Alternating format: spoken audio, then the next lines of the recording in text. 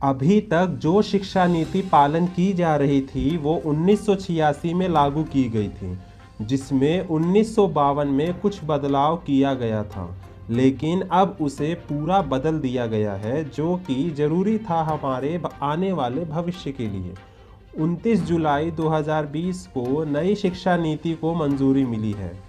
अब बात कर लेते हैं क्या बदलाव है नए शिक्षा नीति में। पहला बदलाव, मानव संसाधन मंत्रालय का नाम बदल दिया गया है, अब इसे शिक्षा मंत्रालय कर दिया गया है और एचआरडी मिनिस्टर को अब से शिक्षा मंत्री कहा जाएगा। दूसरा बदलाव, उच्च शिक्षा के स्तर पे यानी 12वीं के बाद यूनिवर्सिटी लेवल पे बात करें तो अब से ये मल्टीपल एंट्री और मल्टीपल एग्जिट वाली होगी। यानी अगर कोई छात्र 1 साल के बाद कोर्स छोड़ता है तो उसे 1 साल का सर्टिफिकेट दिया जाएगा। अगर कोई छात्र 2 साल के बाद छोड़ता है तो उसे उस कोर्स का डिप्लोमा मिलेगा और 3 से 4 साल के बाद उस कोर्स का डिग्री दी जाएगी। तीसरा और अच्छा बदलाव, अभी तक बीए, बीएससी और अन्य ऐसे कोर्स 3 साल के होते थे, लेकिन अब जो सिर्फ इन कोर्स को करके नौकरी करना चाहते हैं उनके लिए यह 3 साल का होगा और जो आगे जाके रिसर्च में रुचि रखते हैं उनके लिए 4 साल का ग्रेजुएशन, फिर 1 साल का पोस्ट ग्रेजुएशन और उसके बाद 4 साल का पीएचडी। अब से एमफिल की ज़रूरत नहीं पड़ेगी। चौथा बदलाव, अब से मल्टीडिसिप्लिनरी एजुकेशन रहेगा, यानी अब से एक छात्र कोई भी पसंदीदा विषय लेके पढ़ सकता है। इससे फ़ायदा ये है कि एक छात्र के पूर्ण विकास में लाभ होगा। पांचवा बदलाव, उच्च शिक्षा के लिए एक रेगुलेटर बनाया जाएगा जिसे सारे नियम बनाने की कमान सौंपी जाएगी।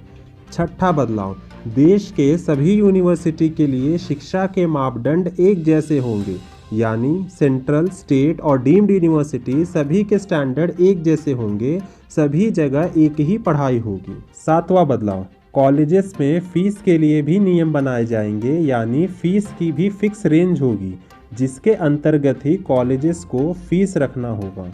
आठवां बदलाव, रिसर्च प्रोजेक्ट्स को फंड करने के लिए नेशनल रिसर्च फाउंडेशन बनाया जाएगा जो साइंस और आर्ट्स के प्रोजेक्ट्स को फंड करेगा।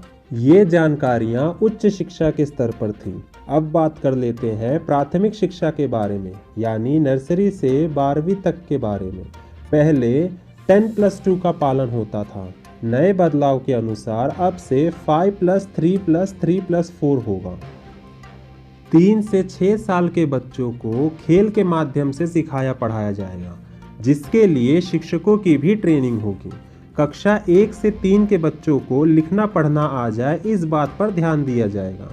कक्षा 6वीं से बच्चों के लिए वोकेशनल कोर्सेज और इंटर्नशिप होंगे जो बच्चों के स्किल डेवलपमेंट में सहायक होगा। कक्षा 5वीं तक मातृभाषा में पढ़ाए जाने पर जोर दिया जाएगा। अब बात करते हैं 5+3+3+4 के 4 की, यानी 9वीं से 12वीं तक एक समान माना जाएगा और पढ़ाई मल्टी स्ट्रीम होगी। अब से एक्स्ट्रा करिकुलर एक्टिविटीज़ जैसे स्पोर्ट्स, म्यूज़िक, डांस, इसे भी एक सब्जेक्ट की तरह माना जाएगा। अगला बदलाव, बच्चों की रिपोर्ट कार्ड में 2 और कॉलम होंगे, एक जिसमें बच्चा खुद को मूल्यांकन करेगा, दूसरा जिसमें सहपाठी मूल्यांकन करेंगे। अंतिम और अच्छा बदलाव, भविष्य में जीडीपी का 6% उपयोग किया जाएगा शिक्षा के लिए, जो अभी तक 4.3% है। यदि यह जानकारी आपको पसंद आई हो तो हमारे वीडियो को लाइक करें। आप नई शिक्षा नीति 2020 के बारे में क्या राय रखते हैं, हमें कमेंट करके बताएं। अगले अपडेट से जुड़े रहने के लिए हमारे RS न्यूज़ चैनल को सब्सक्राइब करें और बेल आइकॉन हिट करना ना भूलें। तब तक के लिए धन्यवाद।